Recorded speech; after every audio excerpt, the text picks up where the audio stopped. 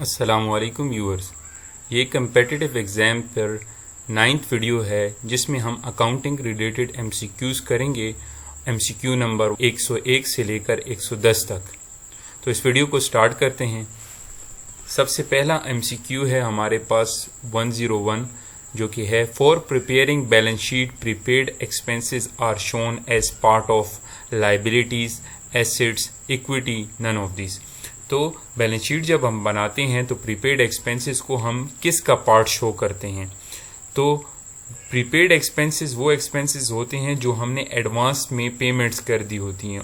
ये इन पेमेंट से अभी तक हमने सर्विसेज नहीं रिसीव की या हमने कोई चीज़ रिसीव नहीं की, तो ये पेमेंट इन एडवांस है। इससे हमने अभी तक इकोनॉमिक बेनिफिट नहीं हासिल किया, तो हम इससे इकोनॉमिक बेनिफिट जो है वो फ्यूचर में हासिल करेंगे। इसलिए ये जो है प्रीपेड एक्सपेंसेस जो हैं ये एसेट्स होते हैं। ठीक हो गया। तो for preparing balance sheet prepaid expenses या जिसको हम प्रीपेड एसेट्स कहते हैं, वो हमारे एसेट साइड पर आते हैं और ये पार्ट ऑफ एसेट होते हैं। 102 MCQ है हमारे पास, unpaid and unrecorded expenses are called. तो वो एक्सपेंसेस जो ना तो हमने पे किए हैं और ना हमने रिकॉर्ड किए हैं, उनको हम कहते हैं अक्रूड एक्सपेंसेस। अक्रूड एक्सपेंसेस से मुराद क्या होता है? वो एक्सपेंसेस जो ना तो रिकॉर्ड हुए हैं और ना ही उनकी अदायगी हुई है। फॉर एग्जांपल अक्रूड सैलरीज हैं। तो अक्रूड सैलरीज से मुराद क्या है? ये वो सैलरीज हैं जो ना हमने बुक्स में लिखी हैं और ना ही अपने जो एम्प्लॉयज़ हैं उनको ये अदा की हैं। तो ना तो रिकॉर्ड हुई है और ना ही पेमेंट हुई है। इस तरह फॉर एग्जांपल अक्रूड रेंट हो गया। इनको रिकॉर्ड करने के लिए हम एक एडजस्टिंग एंट्री पास करते हैं जिसको हम कहते हैं रिकॉर्डिंग अनरिकॉर्डेड एक्सपेंसेस, जिसमें हम क्या करते हैं कि फॉर एग्जांपल सैलरीज हमने एक्सपेंस इनकर कर लिया, अभी तक उसको रिकॉर्ड नहीं किया और पेमेंट भी नहीं हुई, तो उसके लिए एंट्री क्या होती है? Salaries expense debit, salaries payable credit. Adjusting entries के ऊपर हमने पहले भी एक वीडियो की है, तो उसका जो लिंक है वो मैं डिस्क्रिप्शन में शेयर कर रहा हूँ, आप उसको देख लें, आपको मज़ीद आसानी हो जाएगी समझने में। तो हम चलते हैं अगले हमारे MCQ की तरफ। 103 MCQ है हमारे पास, all of the following are form of the business except. सही आंसर जो है रिटेलर। कि फॉर्म ऑफ बिजनेस हमारे पास 3 हैं, जो कि है प्रोप्राइटरशिप, जिसको सोल प्रोप्राइटरशिप भी कहते हैं, जो कि एक बंदा कारोबार करता है। पार्टनरशिप, जिसमें 2 या 2 से ज़्यादा बंदे आपस में मिलकर कारोबार करते हैं। और कॉरपोरेशन की जो है अलग हैसियत होती है in the eyes of law, ये सेपरेट एंटिटी होती है apart from its share holder. तो ये थर्ड फॉर्म ऑफ बिजनेस भी कहते हैं इसको। लेकिन इनके तीनों के अलावा प्रोप्राइटरशिप, कॉरपोरेशन और पार्टनरशिप के अलावा हमारे पास कोई और फॉर्म ऑफ बिजनेस नहीं होती। इसलिए ये जो रिटेलर है ये it is a not form of the business. ठीक हो गया। हमारे पास 104 MCQ है, net income plus operating expenses equals to. Net income और ऑपरेटिंग एक्सपेंसेस को जब हम प्लस कर दें तो हमारे पास क्या आ जाता है? ग्रॉस प्रॉफिट आता है। जैसे कि देखें, ग्रॉस GP से माइनस करते हैं, ग्रॉस प्रॉफिट से माइनस करते हैं OPEX ऑपरेटिंग एक्सपेंसेस, तो हमारे पास क्या आता है? Net income. अभी लेट्स से कि हम नेट ऑपरेटिंग एक्सपेंसेस अगर उधर चला जाएगा, इक्वल के इस साइड पर आ जाएगा, तो ये प्लस साइन हो जाएगा। नेट इनकम प्लस OPEX, तो हमारे पास ये इधर से हट जाएगा, तो क्या आ जाएगा? ग्रॉस प्रॉफिट आ जाएगा। ये हमारे पास राइट आंसर है। ठीक हो गया। तो हम अगली MCQ की तरफ चलते हैं। Balance sheet. 105, balance sheet is always prepared as on specific date. ये जो है बैलेंस शीट हमारी फाइनेंशियल पोजीशन बताती है।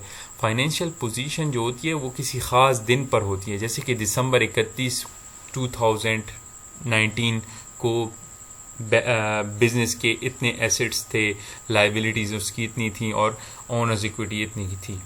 तो ये क्या होती है? एक ख़ास दिन पर आपको ये financial position of the business बताती है बैलेंस शीट। इसलिए इसको कहते हैं, लिखा भी हो जाएगा एज ऑन दिसंबर 31, 2019 या 2018। इसमें क्या हो गया? हमारे पास राइट आंसर के बैलेंस शीट किसी खास दिन पर बनाई जाती है। फिर 106 MCQ है हमारे पास, economic resources of the business that are expected to give benefit in the future are referred to as assets. ये assets की definition है कि assets are economic resources which will give benefit in the future, which will give economic benefit in the future. तो ये क्या हो गई, ये क्या है, एसेट की डेफिनेशन है कि एसेट्स वो तमाम रिसोर्सेज होते हैं जो कारोबार को फ्यूचर में इकोनॉमिक बेनिफिट प्रोवाइड करते हैं। इसके ऊपर भी एक प्रीवियस वीडियो हम कर चुके हैं एसेट्स और उसकी टाइप्स के ऊपर, तो उसका लिंक भी मैं डिस्क्रिप्शन में दे दूंगा, आप वो वीडियो भी देख लें। 107 MCQ है हमारे पास, प्राइम कॉस्ट इक्वल टू, ये कॉस्ट अकाउंटिंग से लिया गया MCQ। तो प्राइम कॉस्ट हमारे पास क्या होती है, तमाम की तमाम डायरेक्ट कॉस्ट को हम प्राइम कॉस्ट कहते हैं, जैसे कि direct material plus direct labour and other direct cost is equal to prime cost. ठीक हो गया।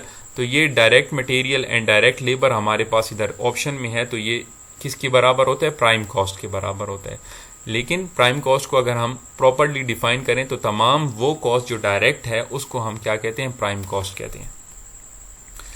हम 108 MCQ पर जाएंगे, उसमें लिखा है कि conversion cost equals to direct labour plus factory overhead, कि डायरेक्ट मटेरियल की कॉस्ट इसमें से हट जाती है, डायरेक्ट लेबर और फैक्ट्री ओवरहेड की मदद से जो है रॉ मटेरियल कन्वर्ट होता है फिनिश गुड्स में, इसलिए इसमें हमारे पास direct labour plus factory overhead is equal to conversion cost, ये इसका फॉर्मूला है। Conversion cost is equal to direct labour plus factory overhead. 109 MCQ हमारे पास, current ratio can be calculated as, current ratio का फॉर्मूला हमारे पास क्या है, current assets divided by current liabilities.